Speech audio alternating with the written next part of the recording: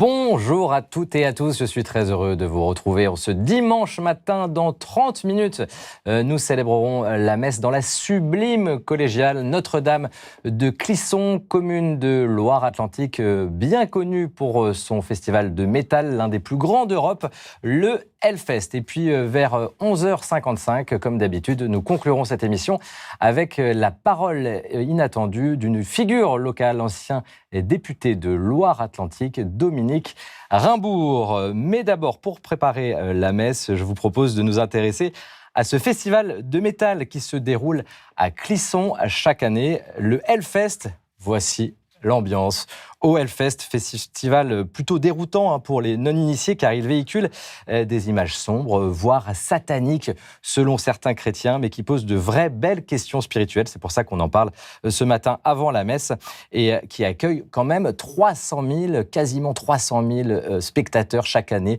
Maintenant, c'est un vrai succès populaire et vous faites partie de ces spectateurs, Denis Moreau. Oui, quand j'arrive à avoir un billet, parce que c'est très demandé. Oui, maintenant c'est très demandé. Denis Moreau, je vous présente professeur de philosophie à l'Université de Nantes. Vous venez régulièrement sur ce plateau du Jour du Seigneur pour parler philosophie, théologie, moins pour le Hellfest. Mais ce matin, nous allons donc évoquer ce grand festival auquel vous avez déjà participé en tant que spectateur, car vous êtes un amateur de musique métal. Le métal, le hard rock, c'est compatible avec le fait d'être catholique, puisque vous êtes croyant. Écoutez, quand une chose est réelle, c'est qu'elle est possible, comme on dit en philosophie. Donc il se trouve que, à la fois, comment vous dire, je suis catholique. Alors, est-ce que je suis un bon catholique? Ça, c'est pas à moi d'en juger, c'est au bon Dieu, à mon confesseur d'en décider. Mais vous êtes un catholique sincère. Pour quelqu'un qui me regarderait de l'extérieur, je coche toutes les cases. Je vais à la messe, je me confesse, je prie régulièrement. Et, d'autre part, quand j'arrive à avoir un billet, je vais avec grand plaisir au Hellfest. Le Hellfest, c'est ça. Le Hellfest, qu'est-ce que ça veut dire déjà ce nom Hellfest? Alors c'est la fête de l'enfer. Alors moi, quand j'y vais, vous voyez, il y a effectivement ce mot enfer qui fait peur dans l'intitulé du festival. Quand j'y vais, j'entends pas l'enfer au sens théologique, comme un lieu de perdition. J'entends ça comme, alors je sais pas si c'est une expression qui existe encore. Quand j'étais jeune, on disait c'est d'enfer pour dire c'est formidable. Un petit recul. Voilà. On va prendre d'ailleurs du recul ce matin sur ce nom, sur cette ambiance que certains peuvent considérer comme choquante. Et on va aller au-delà des idées reçues sur ce Hellfest. Tout de suite, on va plonger dans l'univers du festival qui, malgré les apparences, ouvre de grandes questions spirituelles, voire théologiques. On regarde ce décryptage préparé en images par Sybille Delettre. C'est un véritable phénomène qui s'empare de la ville de Clisson pendant 4 jours chaque mois de juin. 240 000 passionnés se retrouvent pour le Hellfest, sorte de grande messe de la musique métal. C'est une musique assez brutale, en fait, on pourrait la décrire comme ça. Elle est violente, elle fait du bruit, il y a des décibels, ça va souvent très très vite. Et il y a des thèmes de paroles souvent assez sombres. Et évidemment, une fascination aussi pour le versant obscur de l'âme, ça il faut pas le nier, ça fait partie de cette culture. Un univers sombre qui a pu heurter ou attirer les foudres notamment de certains groupes catholiques au point de réclamer l'interdiction du festival. Si certains groupes très minoritaires prônent l'ultra-violence ou le satanisme, la grande majorité des musiciens métal parlent de thématiques universelles, comme la lutte entre le bien et le mal, les injustices sociales ou encore l'angoisse climatique.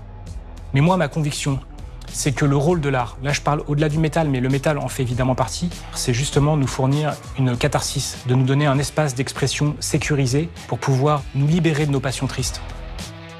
Reste que le Hellfest emprunte de nombreux codes esthétiques à la foi chrétienne, comme ces musiciens portés au rang de saints sur ces vitraux. On peut trouver ça de mauvais goût, on peut trouver ça blessant, mais je peux pas m'empêcher de voir dans cette espèce de fascination et de provocation une main tendue en fait. Et moi j'ai le sentiment que c'est déjà une manière de prendre le Christ au sérieux quelque part. Ce qui n'est pas forcément reçu comme tel, regardez Lilith, cette machine mi-femme, mi-scorpion, présente au Hellfest. Elle avait aussi défilé à Toulouse dans le cadre d'un opéra urbain. Une performance qui avait heurté la communauté catholique et au premier rang l'archevêque Monseigneur de Kérimel. Mais pourquoi ces manifestations suscitent-elles des réactions si vives ? On est un peu dans cette inquiétude permanente en fait, qui crée une anxiété du quotidien, une difficulté à se projeter. Et je pense que des représentations comme celles que vous dépeignez, en fait, finalement, elles nous renvoient aussi à cette angoisse intrinsèque de l'humanité dans l'époque qu'on vit. Et c'est bien le rôle de l'art, comme l'exprimait Jean-Paul II dans sa lettre aux artistes en 1999. Même lorsqu'il scrute les plus obscures profondeurs de l'âme ou les plus bouleversants aspects du mal, l'artiste se fait en quelque sorte la voix de l'attente universelle d'une rédemption. Voilà, avec ces mots de Jean-Paul II, comme quoi, du Hellfest à Jean-Paul II. Est-ce que, quand vous allez au Hellfest de Nîmes-Moreau, vous êtes en attente de rédemption, pour reprendre les mots du pape polonais ? Alors, dans toute ma vie, je suis en attente de rédemption, parce que je suis catholique. Alors, ça serait forcé de dire que le Hellfest m'apporte la rédemption. Hein. J'y vais quand même plus pour m'amuser, écouter de la musique que j'aime. Après, comme on a pu le dire là dans ce qu'on vient d'entendre, c'est un monde qui n'est pas dénué de préoccupations spirituelles, ça, très clairement. Alors, on l'a vu, vous voyez, c'est assez frappant, cette espèce de recyclage de tous les symboles chrétiens. On a vu là les vitraux, on a vu l'entrée en forme de cathédrale, il y a une scène qui s'appelle l'autel, une autre qui s'appelle le temple. On va regarder d'ailleurs des images, puisqu'il y a des squelettes qui reprennent les codes de la scène biblique, oui, alors avec Jésus. C'est un détournement. C'est un détournement. Est-ce que ça vous choque, ça, en tant que chrétien, ou qu'est-ce que c'est, en fait ? Comment vous l'interprétez ? C'est du grand guignol. C'est du grand guignol. Alors, vous voyez, les squelettes, les têtes de mort, c'est pas satanique. Les têtes de mort, il y en a plein les églises baroques à Rome. Donc, si on doit rattacher ça à un mouvement esthétique, il me semble que c'est plutôt baroque. Et après, alors... Mais le fait de reprendre la scène... là, c'est pas satanique pour vous, ça ? Non, c'est pas satanique. Et après, oui, c'est toujours pareil. Face à une réalité, il y a toujours des motifs de se lamenter et des motifs de se réjouir. Alors, on peut dire, évidemment, les vitraux, on préférerait y voir Sainte Thérèse plutôt que des guitaristes. Pourquoi pas ? Ou sur cette tête de mort géante. Cette tête de mort géante, qui est une belle œuvre d'art. Mais d'un autre côté, moi, quand je vais là-bas, je suis frappé par cette vie nouvelle que prennent les symboles chrétiens dans un autre univers. Ah, c'est intéressant. Et donc, c'est un monde où les symboles chrétiens, les éléments signifiants du christianisme sont en train de prendre une vie propre, alors détachés de l'Église, c'est format ça très clairement, mais ils continuent à vivre. Et en tant que chrétien, je préfère ça à rien.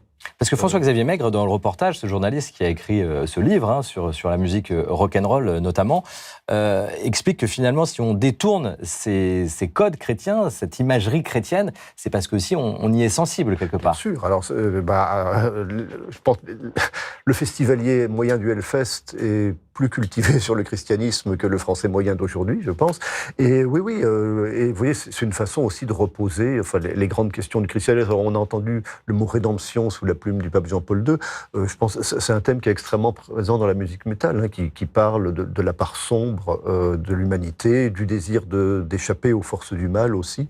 Et tout ça, on le retrouve dans une espèce de prolifération un peu brouillonne, de préoccupations spirituelles de divers ordres. Parce que quand on parle de ce côté sombre de l'humanité, ça c'est une réalité dans le Hellfest ou dans la musique métal, c'est pas juste gratuit ou pas tout le temps gratuit, c'est qu'il y a une recherche pour ce qu'est l'homme, au fond, sa spiritualité, son lien peut-être avec un au-delà. Oui, alors je pense, vous voyez, parler de la part sombre de l'humanité, c'est pas gratuit, parce que c'est une réalité, et il n'y a pas que le musique métal qui l'a fait. Moi, j'aime beaucoup, comme philosophe, Blaise Pascal.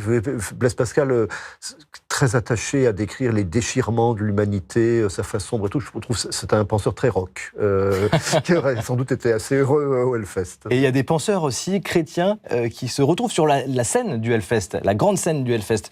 Regardez cette image, on va voir un groupe de métal que moi je ne connaissais pas en préparant cette émission.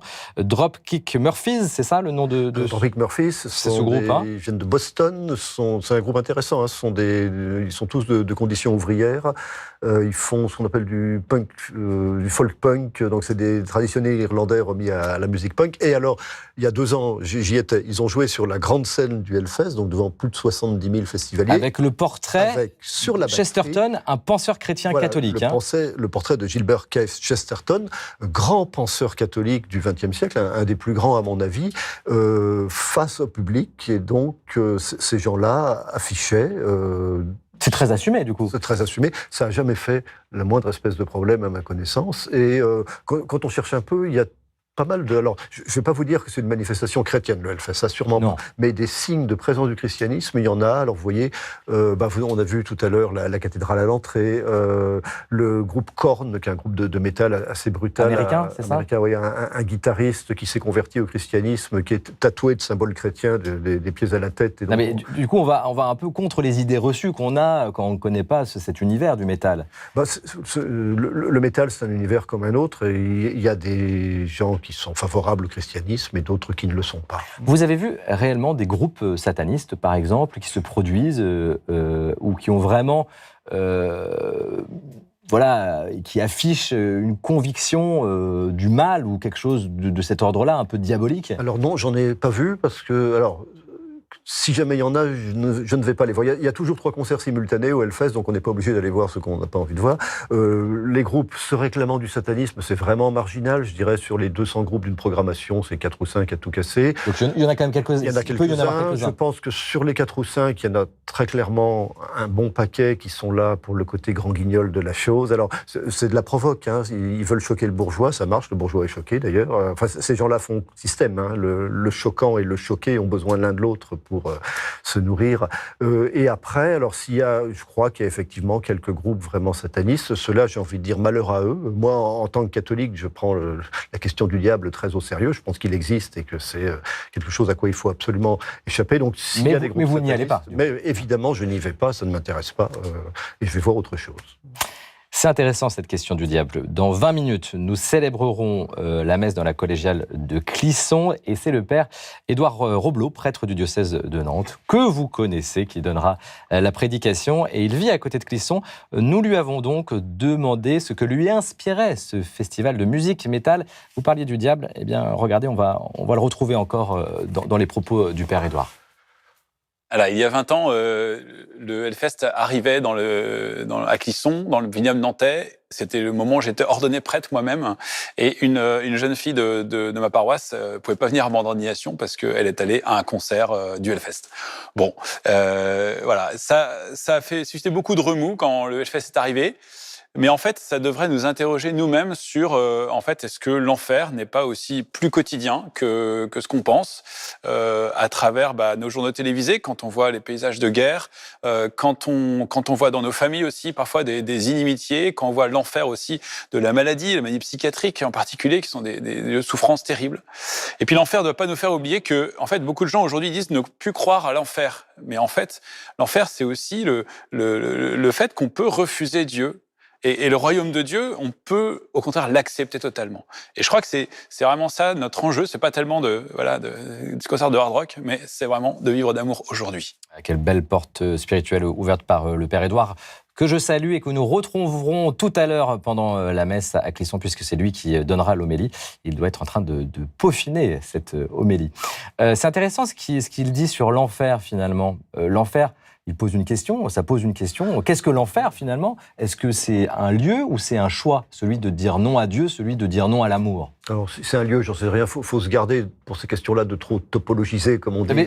C'est pour ça qu'il le déporte un petit peu. L'enfer, je pense. Alors, pour moi, c'est une possibilité. Hein, c'est la possibilité de la perdition.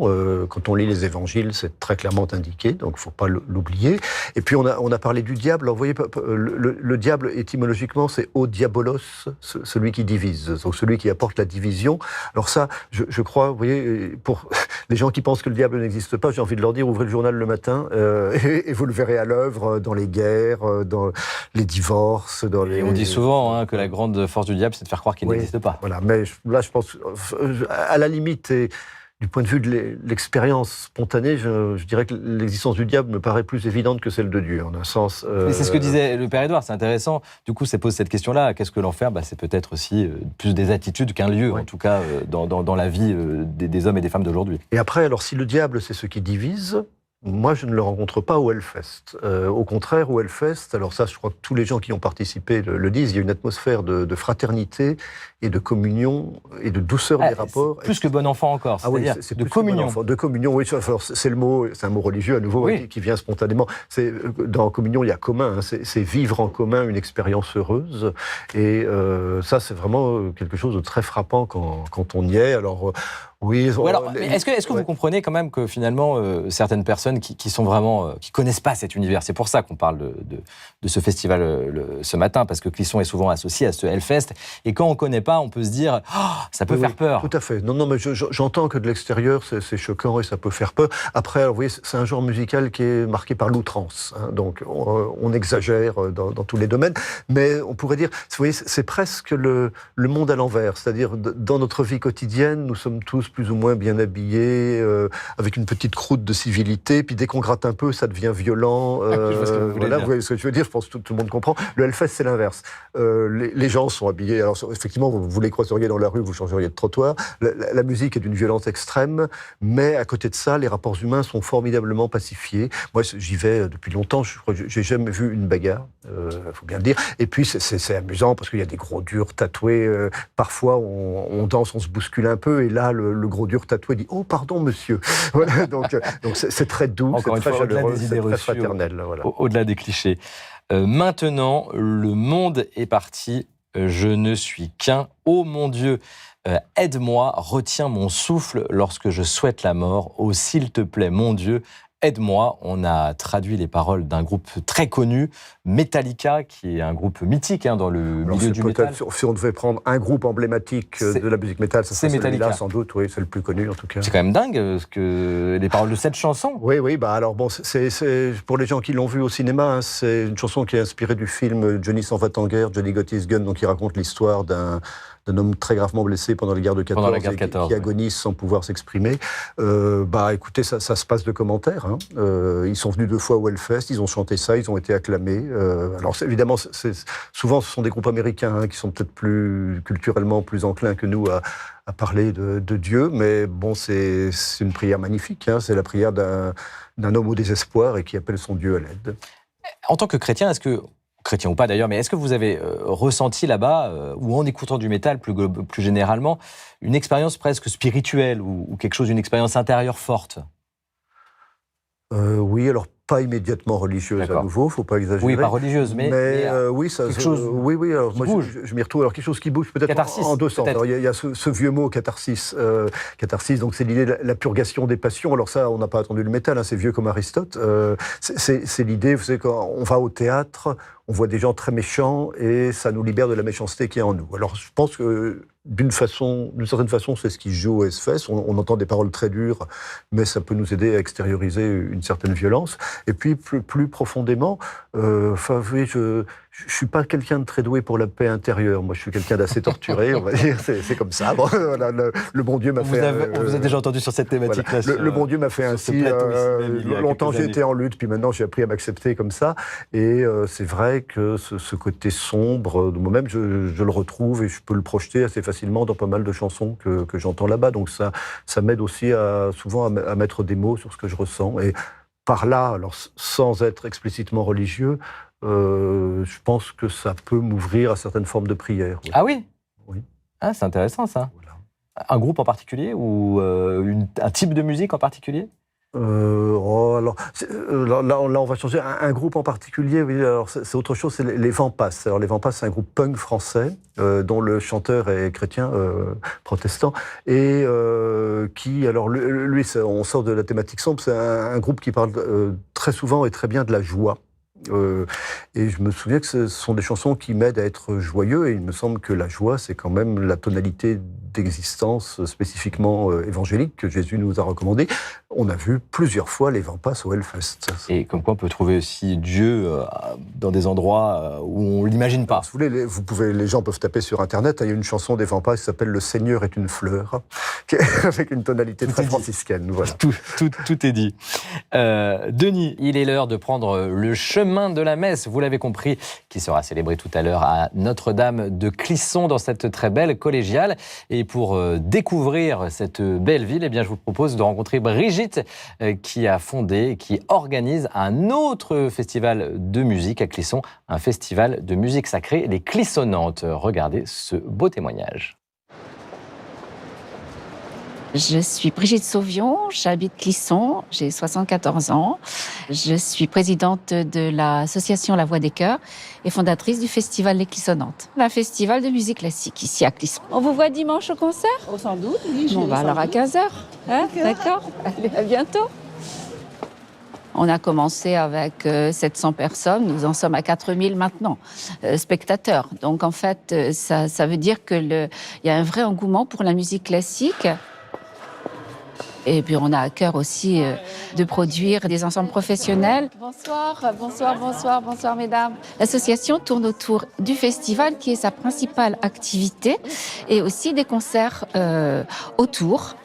Et là, c'est le concert d'hiver, les concerts Gioco Vocale, qui sera dirigé par Olivier Chaplet, un concert qui tourne autour de Monteverdi. Ici, à la Collégiale, c'est toujours de la musique sacrée. Quand vous écoutez un morceau ou de Vivaldi ou de Mozart, voilà, vous fermez les yeux et vous êtes dans un autre monde. Et moi, ma plus grand bonheur, en fait, c'est d'avoir des spectateurs avec le grand sourire et en nous remerciant de la qualité du concert.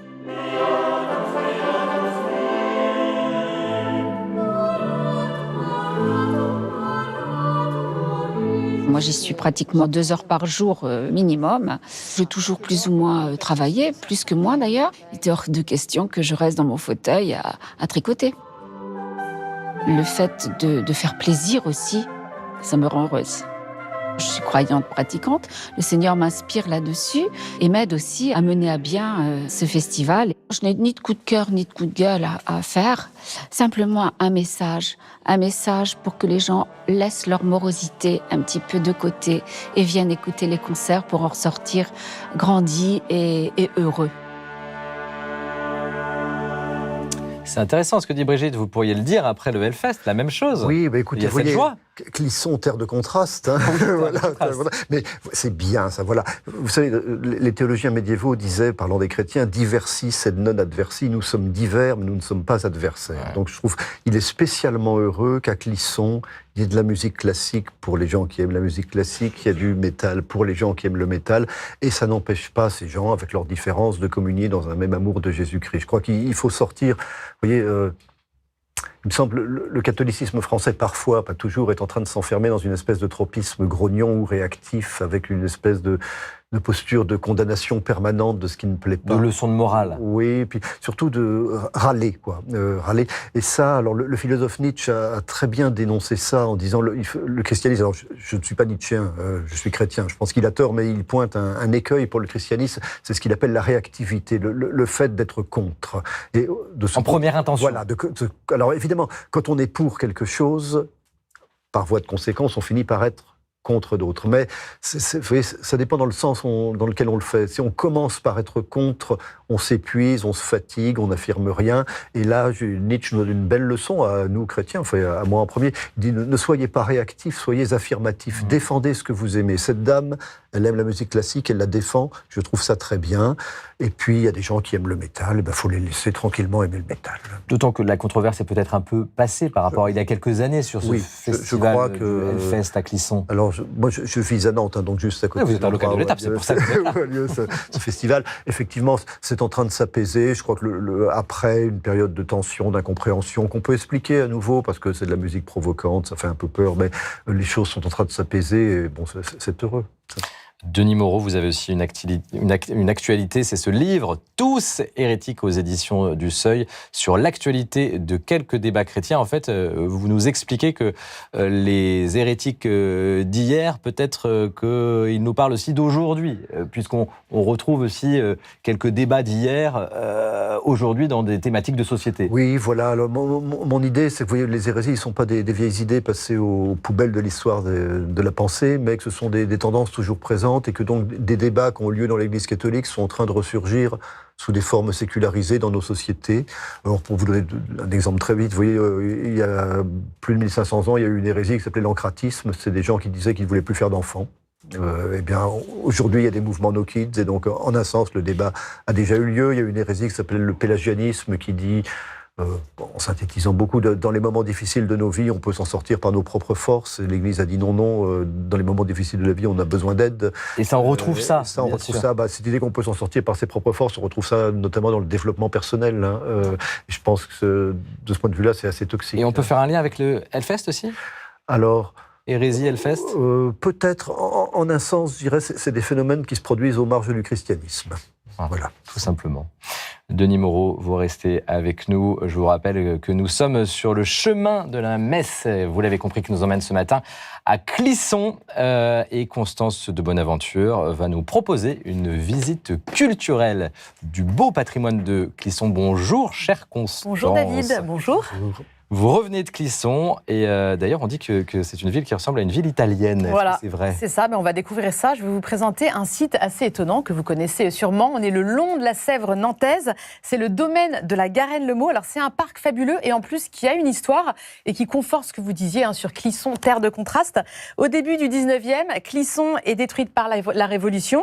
Un sculpteur, François-Frédéric Lemaux, tombe sous le charme des paysages des bords de la Sèvre nantaise et il décide de créer ce parc, ce paysage idéalisé, inspiré par l'Italie du 18e, vous voyez. On est en Toscane, là. Voilà, on est complètement en Toscane. Il fait édifier cette villa néoclassique.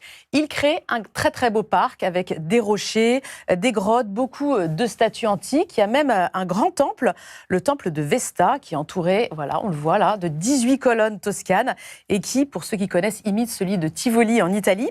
Et alors, il fait également édifier, ce sera le premier édifice, cette magnifique maison de style rustique à l'italienne, là toujours. Donc là encore, on se croirait vraiment en Toscane. Ah oui, c'est frappant, Denis. Hein, Ah oui, c'est très beau. Hein. Si les gens qui nous regardent ont l'occasion d'y aller, ça mérite le voyage. Oui. Voilà, et ça, c'était la maison du jardinier. Et aujourd'hui, c'est devenu un lieu d'exposition qui nous raconte justement tout ce rêve italien de François-Frédéric Lemaux. Donc c'est vraiment un paysage enchanté et puis c'est très très dépaysant en fait. Ah, on a envie d'y aller. Et on va se rapprocher encore de la collégiale où nous allons célébrer la messe dans quelques minutes maintenant en découvrant les ruelles, les vieilles ruelles de Clisson. Voilà, alors là, on change complètement de décor encore. On est à quelques mètres du centre-ville. On a eu la chance de visiter une petite chapelle, la chapelle des Templiers, qu'on appelle aussi la Madeleine du Temple. Vous la voyez, alors c'est du pur style roman. On va voir à sa façade romane qui est très pure, qui est simple et qui a, vous voyez sur les côtés, là, il y a 2 contreforts. C'était une chapelle qui a été construite à la fin du XIIe et c'était une chapelle des Templiers, donc des moines soldats. Alors, elle n'est pas toute récente, vous voyez, mais on distingue encore très bien toutes ces baies romanes magnifiques, les grandes ouvertures caractéristiques de l'architecture romane. Et puis, il y a son clocher aussi qui est très représentatif des églises des Templiers. C'est un campanile avec son fronton en 2 parties. Il y a 2 petites baies cintrées là-haut. Et puis, pour la légende, cette chapelle était si harmonieuse que les habitants à l'époque disaient qu'elle avait été construite par les fées. On y croit ou pas à ça? Clisson, terre de contraste. Voilà. En tout cas, terre d'histoire. Hein. Pardon ? Terre d'histoire, c'est fou. Terre d'histoire, oui. Non, ça... Et puis le site, on a en bord de rivière, là, est absolument splendide. Vraiment, une déambulation d'un après-midi dans cette ville est un moment de grâce. Oui, vous avez eu le temps de faire un tour du côté de la collégiale où on va célébrer la messe? Oui, on ne peut pas la rater parce qu'elle est en plein centre-ville, juste à côté du grand château fort. Vous voyez, elle surplombe aussi, on la voit, là, il y a le château derrière. Elle surplombe la Sèvre nantaise, encore une fois. C'est un édifice qui date du 19e et qui, une fois encore, emprunte en fait ses formes à l'architecture italienne. Vous aimez cette collégiale de Clisson? Je ne suis pas sûr d'être déjà rentré dedans, mais je me suis déjà promené en bord de Sèvre. Il y a 2 parties, il y a la partie italienne et puis la ville à côté. Et ça dégage un sentiment de paix et d'harmonie qui est tout à fait intéressant. Ça va être parfait pour la messe. Et avant de vivre la messe dans cette collégiale, un coup de cœur de lecture de la semaine, Constance. Voilà, alors là, on ne part plus en Italie, mais en mer, avec ce récit, Ligne de foi de Loïc Finaz. Alors, je ne sais pas si vous connaissez un peu le langage maritime, mais la ligne de foi, c'est le cap suivi par un navire. Et l'auteur, Loïc Finaz, qui est lui-même ancien officier de marine, joue justement sur ces mots pour nous livrer ici un texte vraiment spirituel qui relie la vie maritime à la vie religieuse, à la liturgie. Peut-on imaginer des aventures maritimes sans poésie, interroge-t-il. Et donc, ce qui est beau dans ce texte, c'est vrai que c'est l'évidence, c'est la facilité que l'auteur a à relier, à trouver du spirituel et même du mystère dans l'océan. Et c'est vraiment tout ce qu'il fait tout au long de ces pages. C'est délicieux. Ligne de foi de Loïc Finaz et c'est publié aux Équateurs. La ligne de foi, ça donne envie. Et puis l'océan est jamais bien loin, Loire Atlantique finalement. Alors ça fait partie des intérêts de ce pays, c'est qu'on est à une petite heure maximum de l'océan et c'est beau l'océan. Ouais, l'océan c'est infini. Ligne de foi. Merci Constance, merci Denis, vous restez avec nous pour cette messe à Clisson. On rejoint les paroissiennes et paroissiens qui nous attendent dans cette magnifique collégiale que nous a présentée Constance. Et d'abord, comme d'habitude, on rencontre l'équipe qui a préparé ce direct pour nous. Très belle célébration à chacune et à chacun.